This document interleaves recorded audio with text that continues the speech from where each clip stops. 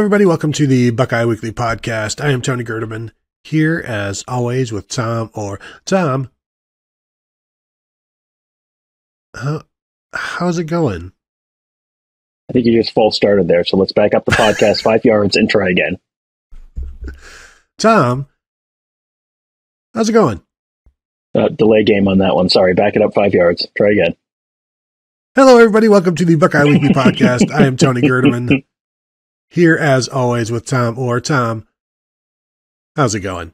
Sorry, it's halftime. You ran out of time. We got to work on your clock management, Tony. This is disgraceful. I am also doing well, Tom. Thank you for asking.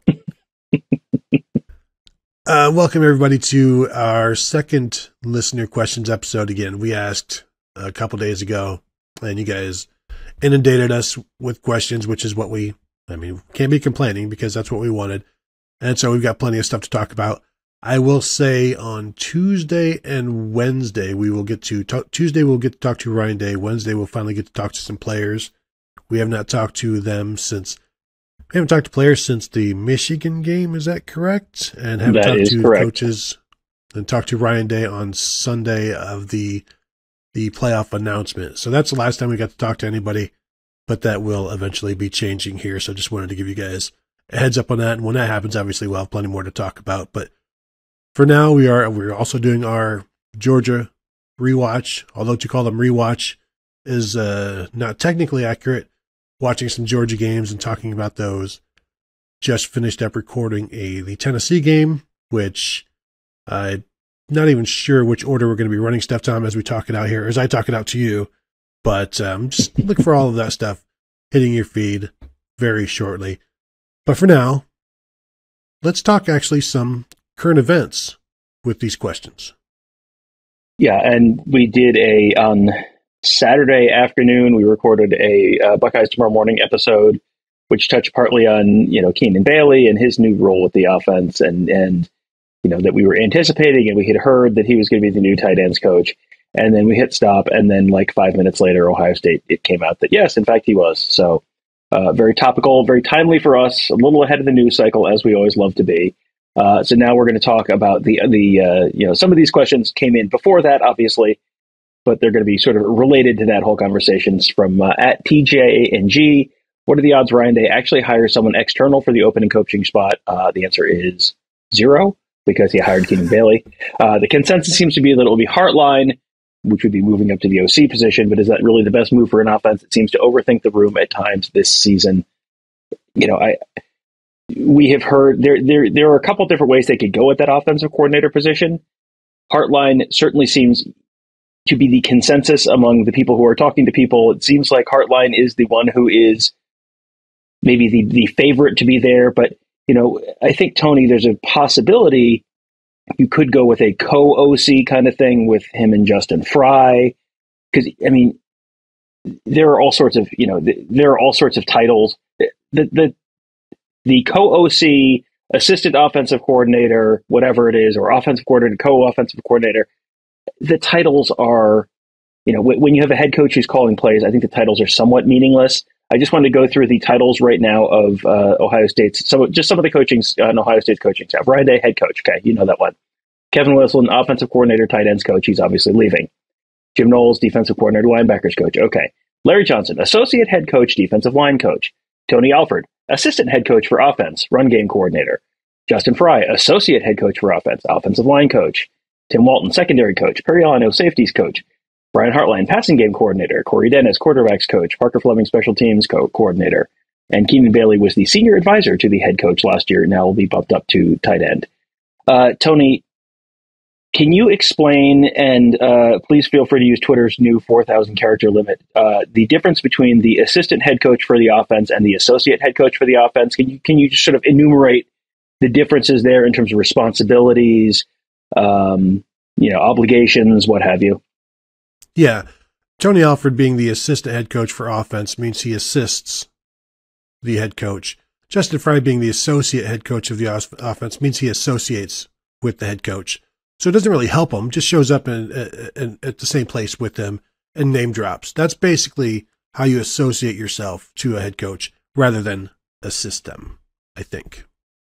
it's weird with all these people. They didn't score 70 points a game this year. I don't know. I mean, so many associate and assistant head coaches, and yeah, it's the actual answer here is that the pay for these guys keeps inching up every year, and the way that you justify giving someone is like, well, now instead of just being the running backs coach, he's now the associate head coach or the assistant head coach for offense. So therefore, Tony, that's more responsibility. So with that title bump and the increased responsibilities, now he also gets a pay raise, and that's why everyone is like the seventh Duke of tight endsville or whatever it is. That's the actual answer for why there's title creep for everyone. Remember when Urban Meyer made Kerry Combs assistant defensive coordinator, and it's like that's never been a thing. Like, there's co-defensive coordinator, but assistant defensive coordinator, that's now you're just inventing stuff. And it's probably one of those things where Urban's like, I don't know, assistant defensive coordinator. It's like, oh, that's a great idea. And I think what we may see happen, Justin Frye was an offensive coordinator at UCLA for 3 years, but kind of like being an offensive coordinator under Ryan Day, he's an offensive coordinator under Chip Kelly, offensive guru, head coach, calling plays. So how much really coordinating is it? But again, as we talked about with Kevin Wilson, so much of the coordination is the game week prep, and coordinator doesn't necessarily just mean play caller, especially at Ohio State. But I think I wouldn't be surprised if you have co-coordinators, because Brian Hartline to be named offensive coordinator, never having coordinated, quote unquote coordinated. I think that would rub some people the wrong way. Or, is he qualified? Also, the same people complaining about it, I'm talking about Buckeye fans complaining about it, would also be complaining if he left to go be the offensive coordinator at Notre Dame or something like that. It's like, why couldn't you keep him? This is how you have to keep him. But I think a co-coordinator spot between him and Justin Frye would allow Hartline to grow into that role. And I can already hear people saying, well, why does he have to grow into a role at Ohio State? You should be proven. Like, well, promotions happen.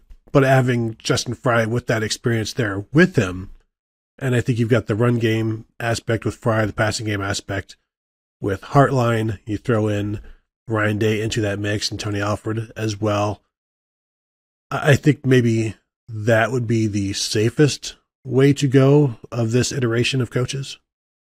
I think that's the safest way to move forward.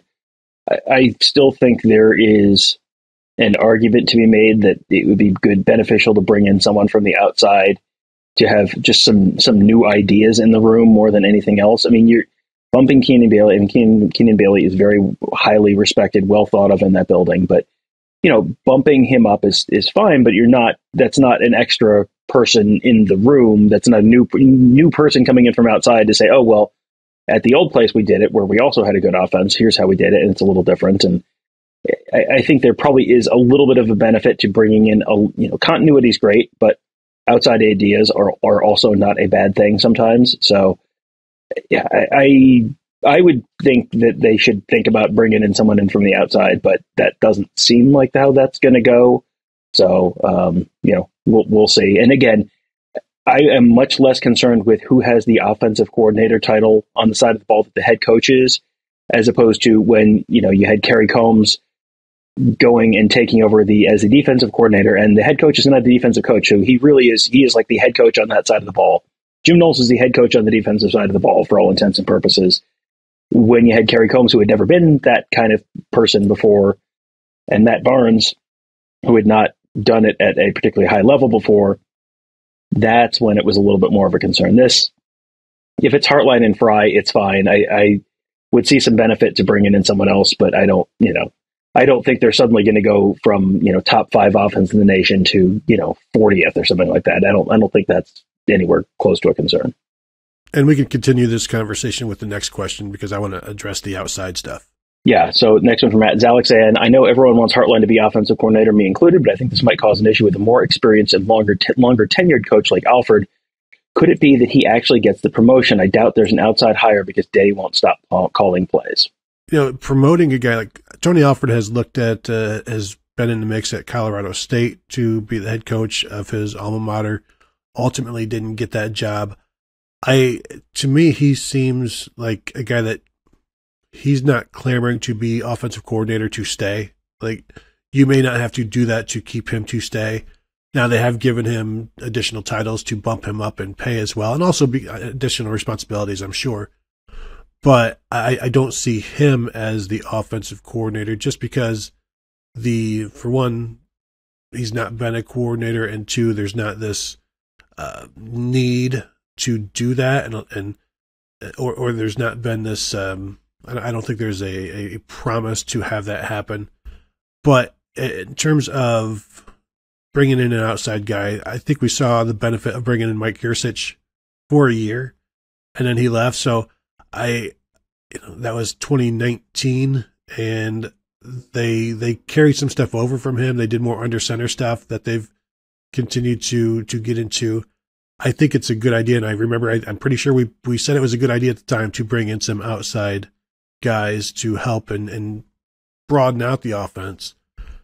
But obviously, Yurcich wanted to go somewhere and call plays because there's not a lot that you can do as was he co-offensive coordinator and QB coach while Kevin Wilson was the offensive coordinator? I can't remember if he had that title or not, but obviously came from Oklahoma State where he was making all of the calls, I think, and then gets to do not quite as much at Ohio State, but also got to implement some ideas. And I think you got that with Justin Fry, though, as well.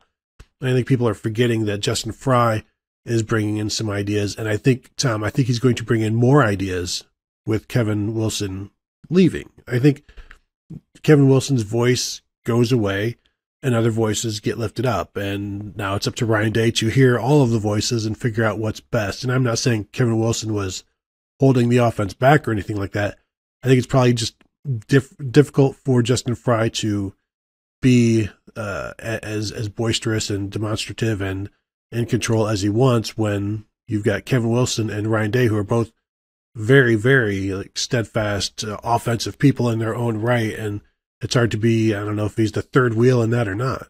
Well, yeah, if you're someone who is the new guy in a room where a couple people have been there forever and you're not necessarily, he's being brought in as the offensive line coach. He's not being brought in as the hotshot new offensive coordinator who's here to, come in and, give you the rah-rah speech and change the world. He's coming in to fix the offensive line. So, yeah, I would think you have, with one of the more veteran voices in that room now moving to Tulsa, I think that makes it more likely that Justin Fry is potentially takes out a bigger role there.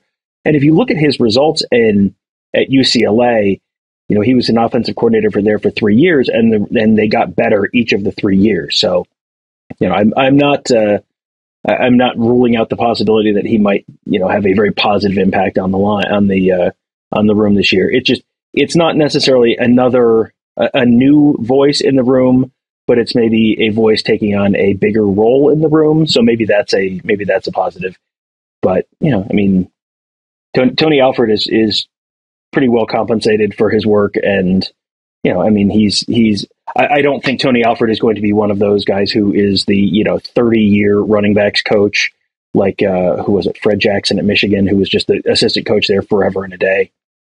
I would guess Tony Alford at some point will get a shot at a head coaching job, but I think he's probably comfortable where he is, and I don't expect him to go storming out of the room if someone else is named offensive coordinator. Well, and I also don't think you have to wait long for the Colorado State job to open back up. Like it takes like 3 years for it to get lost by somebody. And I would like to see what he can do as a head coach, because his players love him, obviously, and it's fun to watch him interact with his guys. And I think he would to see how he would do that over an entire team, I think would be fun to watch. And if he gets to do that at his alma mater, that's great. That's a tough place to play, though. It's a tough place to win. Yeah, they just hired Jay Norvell away from Nevada a year ago, so he's going to have at least another couple of years. That was kind of a year zero thing. The Steve Vidalzio hiring was a process failure there, and that was Colorado State turning to Urban Meyer for input on that one, and Urban Meyer said, "Hey, you should hire the guy who was my offensive coordinator at Florida." Has he ever been to Colorado? I don't know, but he's been to Temple and Boston College and Florida. It's like none of those places are anywhere near Colorado. Has he been successful? Well, was he just fired at the last place for losing? Like, just never getting over the hump? Well, maybe.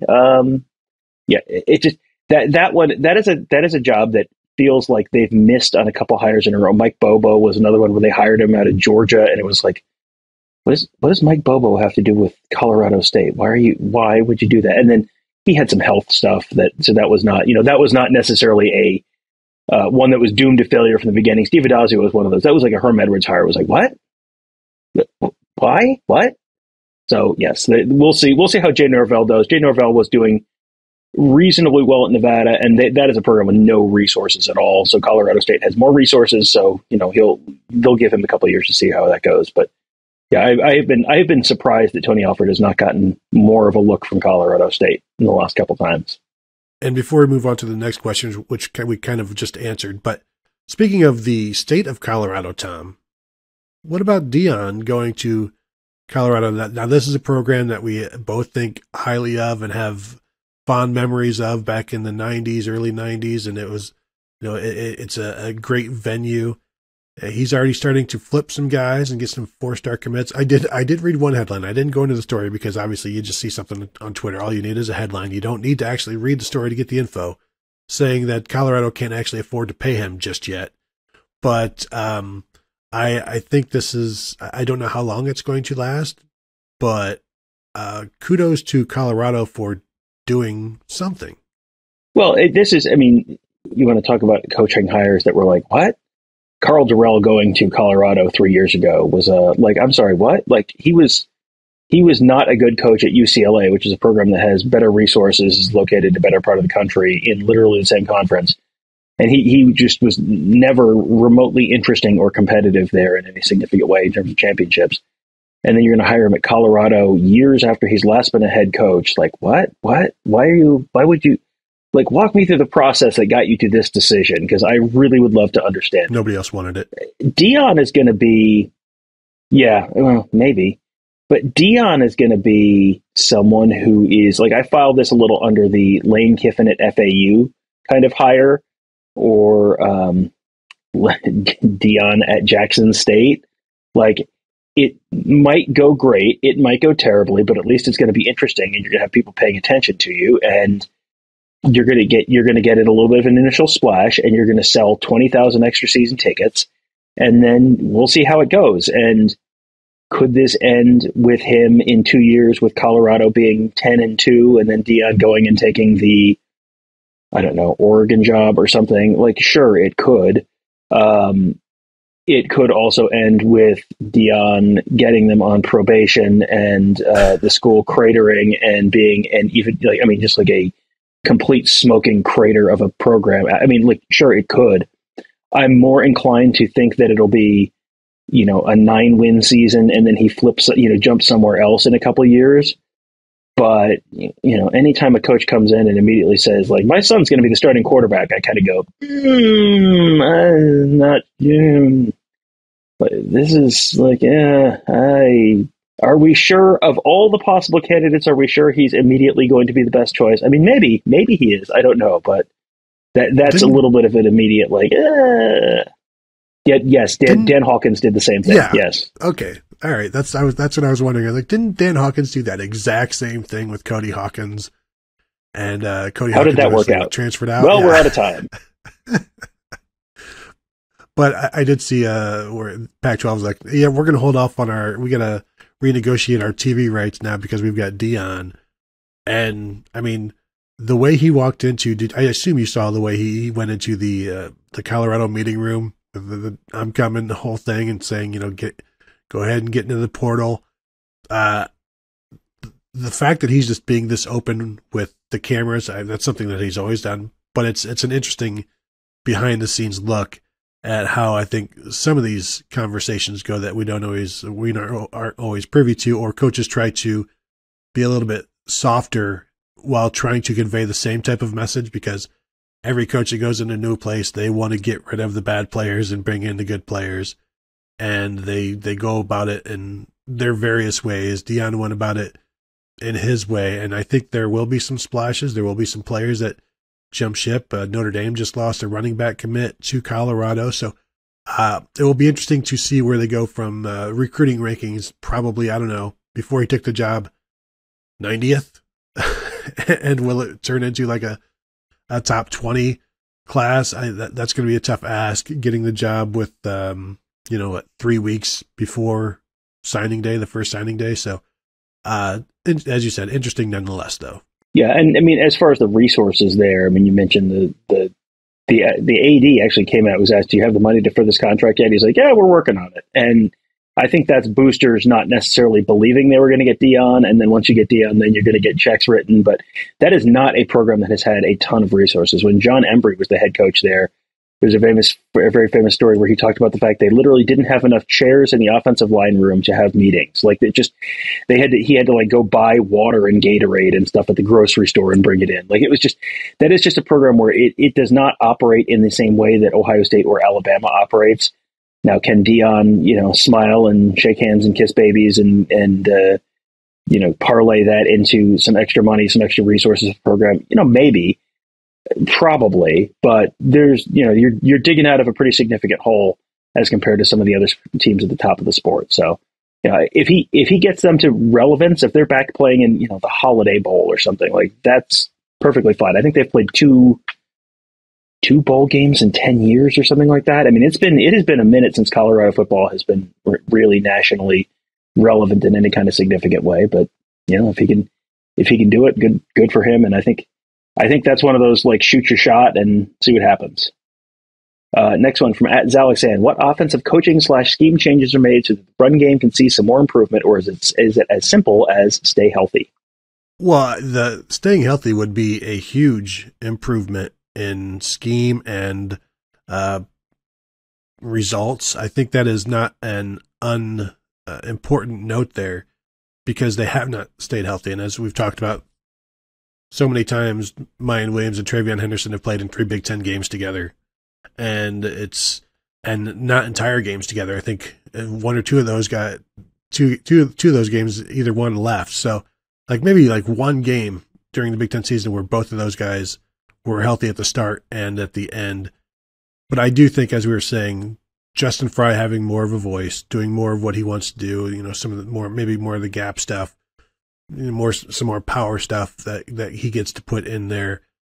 I think at this point, this is why you brought him over. You want him to get the running game going and get it to be as reliable as you need it, as tough as you need it. You've got to let him do what he wants to do. And I think that will probably be the case. And I know people are upset with the offense and want change. And Tom, what are the I guess the odds that this bad offense that Ohio State has right now is a blip, is an outlier? And you look at all of the other offenses. Last year they led the nation in yards per carry. Obviously there's still some short yardage issues like there are this year. This year, when they're second in the Big Ten in yards per carry, top 5, top 10, like is it that bad, or is this downturn a blip?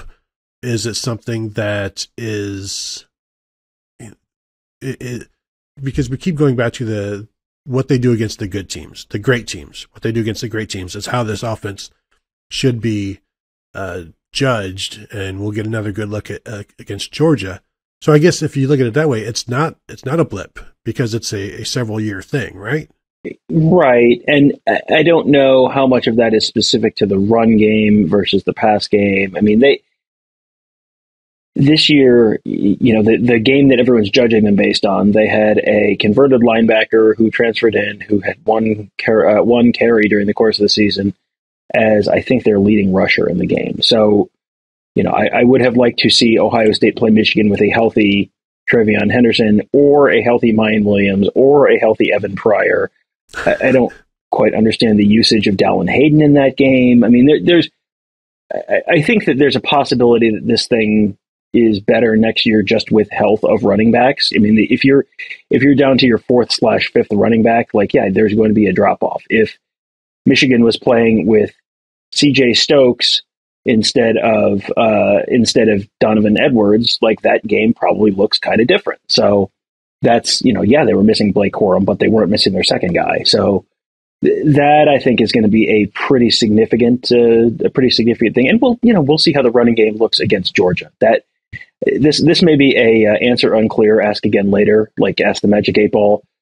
Let's see what the running game looks against Georgia. I'm not expecting the running game to look good against Georgia, but if it does, when Henderson and Williams are potentially healthy again, like, okay, that will be some very useful information moving forward. If it doesn't, well, then we probably need to have a whole separate conversation about this in January once the smoke has settled from all of that. I feel like at some point we need to do like an over-under show where I just throw some over-unders at you. Because right now I'm thinking like over-under 130 yards rushing for Ohio State. Where are you going? I'm probably going, without looking at numbers, I'm probably going under. What they rush for against Michigan. What did they rush for against Michigan, Tom? I can tell you that in one moment. If you just be patient, Tom, I will go ahead and look at CFB stats, and I will go to rushing, and then go to game logs, and I will tell you that they rushed for 143 yards, 4.9 yards per carry. Yeah, I mean, I think I'm probably going to take an under on that because I think Georgia's rush defense is better than Michigan's. So I'll take the under on that one, but I reserve the right to be pleasantly surprised. 143 against Georgia feels kind of winning, like a winning number, certainly a winnable number. I mean, that to me, because I think I don't see them rushing for that. So if they do, it's like, well, this seems like a successful outing. But obviously, if one of those is a 62-yarder, then things are skewed there. But at 130, if they do that, then to me that tells me they're able to move the ball. And doesn't mean they're going to win it, because also they need to be able to stop the ball, which I think is maybe the bigger issue of the two. Next one from @Chris_SDs1. Commit day is coming. Update on possible decommits and any surprise commits /flips. Since this came out, cornerback Jermaine Matthews reaffirmed his commitment to Ohio State. So that's one that you can kind of cross off the list. There are certainly concerns, I guess, about cornerback Kyan Lee, who's been talking to Auburn, and Miguel Patrick, who is one of the guys on the staff who was close to him, just left and took a job at USF. So I think that's probably a concern there. They're pursuing safety Caleb Downs, who's currently committed to Alabama, 5-star safety.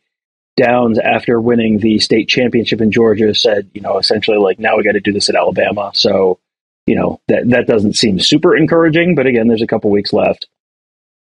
I mean, is there any other, and then as far as the defensive line goes, Joshua Mickens out of Indiana seems like he is on the likely list.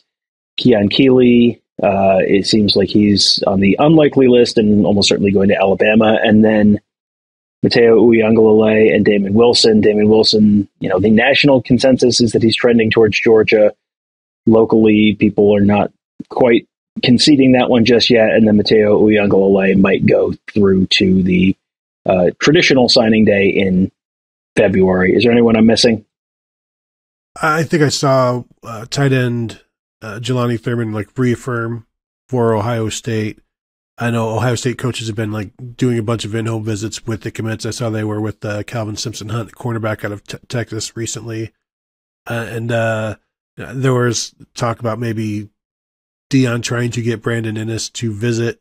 So, I don't think anybody expects to lose Brandon Inniss to Colorado, but there is always a decommitment, seemingly, but Ohio State has had we should probably go and look and see how often from between now and the first signing day is there a decommitment for Ohio State, because it seems like there are some signing day decommitments over the years for them, and I can actually just look real quick here, and a bunch of them have been cornerbacks or defensive backs. I mean, you had Clark Phillips, you had Jordan Battle, you had Terrence Brooks. I mean, a bunch of them was the bad one last year or the year before. In 2022, if my internet would hurry up, I could tell you Jaheim Singletary was one that that was in August though. Terrence Brooks was in December. That was a rough one. Deshaun McCall obviously didn't go that late. 2021, they didn't go that late with Chimise Adelier and Devontae Smith. 2020, while we're doing this, I'll just do this last one, 2020, to see if there's anything in December. Clark Phillips was the big one. Legend Cavazos decommitted and then recommitted. Jake Ray decommitted a year prior. Not that was a huge miss for Ohio State, but yeah, Clark Phillips, Terrence Brooks, the two December decommits. So maybe look at the cornerback room if there's going to be a decommit, as you said, Tom. Yeah, something about corners. I don't know what it is, but yeah, that's one to keep an eye on for sure. Last one from Matt. Lane McLean, by quote unquote backing into the college football playoff, have the Buckeyes potentially paved the way for the Wolverines' only realistic path to a CFP national championship. Ohio State is likely more suited to dismantle the Bulldogs, admittedly unlikely, and we seem to be a poor matchup for Michigan. Is that their dream scenario? Michigan getting TCU instead of Ohio State in the first round is unquestionably beneficial to Michigan and a negative to Georgia, and makes it less likely that Michigan would have to play Georgia than in another scenario. So yeah, I think unquestionably Ohio State making the playoffs is beneficial to Michigan because you look at the point spreads and Ohio State is favored by or is a smaller underdog to Georgia than TCU is to Michigan. That tells me that the committee did not rank the teams in the correct order. So every year it feels like there is one team that gets the favorable first round matchup, and usually it's the number 1 seed, which is what it's supposed to be. This year, the number 2 seed got the favorable first round matchup, and it's always a team playing the Big 12 team, which is like, oh well, look, they're good, but they have some very obvious and pretty exploitable flaws, and I wonder how this is going to play out this time. And has the Big 12 ever won a college football playoff game? I don't think they have, right? Because it's just Oklahoma. Yeah. So, and I guess the question is, okay, if it wasn't Ohio State, then who? Is it Alabama? I don't know that Alabama they were 5. They were 5. Okay. I mean, I don't, if Michigan played Alabama, that would probably be a better game than Michigan TCU, probably. So, but then that means that Michigan would have to play, if TCU was the 3, TCU was the 4 and is playing Georgia, then that just means Michigan would have to beat Alabama and Georgia, which is a tougher road than having to beat TCU and either Georgia or Ohio State. So, yeah, I think the short answer is yes. This is unquestionably a situation that sets up about as well as it possibly could for Jim Harbaugh in Michigan. Yeah, and although I will say if USC had made it rather than Ohio State, is that an easier? I think that's maybe an easier matchup for Michigan to go through TCU and potentially USC. Are we living in a world where USC has a chance to beat Georgia? Because I don't see that as a world that exists. No, but I mean that's the world we have to. That's the world we have to live in if we're going to explore this question fully. And if Alabama gets in before Ohio State, it's Michigan is either playing Georgia or Alabama rather than Georgia or Ohio State. And I think they would probably rather play Georgia or Ohio State. Any opportunity to get Ohio State in there, I feel like would be what they would choose because of the confidence that they have against them. And now you have Michigan fans, Tom, who do you think they are going to be rooting like crazy for Ohio State against Georgia? Will they be able to do that? Will they be able to get that ick and deal with rooting like you would not believe for Ohio State? Or do they just would rather not Ohio State even have a shot at the national championship? That's a really interesting game theory thing there where, if Georgia wins, then Michigan goes in and, they have whatever they figure they have a shot at, 40% chance to win the national championship, whatever. But there's a 0% chance that Ohio State wins the national championship. And if they go in and they say, okay, we have a 60% chance to beat Ohio State, but there's a 40% chance that Ohio State wins, and then you never hear the end of it. I mean, I think there is a significant portion of the Michigan fan base that is risk averse enough to say, you know what, take the worst possible case scenario off the table and just, we'll take our chances with Georgia. And, honestly, I couldn't really blame them. I mean, I think an Ohio State Michigan national championship game would be absolutely incredible one way or the other. And just, the hype around that game would be unlike anything we've ever seen in our lives. But I'm sure there also is a portion of the Ohio State fan base that would be perfectly fine with playing TCU and having a better chance to win. And, again, not being able to continue to do the 1948 thing and all of that. I mean, that I think is something that you're going to have people with very strong opinions on both sides there. I am all for, like, let's see Ohio State, Michigan for the national championship. That is, Mets Yankees 2000 Subway Series. Like, yeah, as a Mets fan, it didn't go great, but it was still an incredible spectacle. I am all for, like, let's do the most interesting thing, and then we'll see how it goes on the field.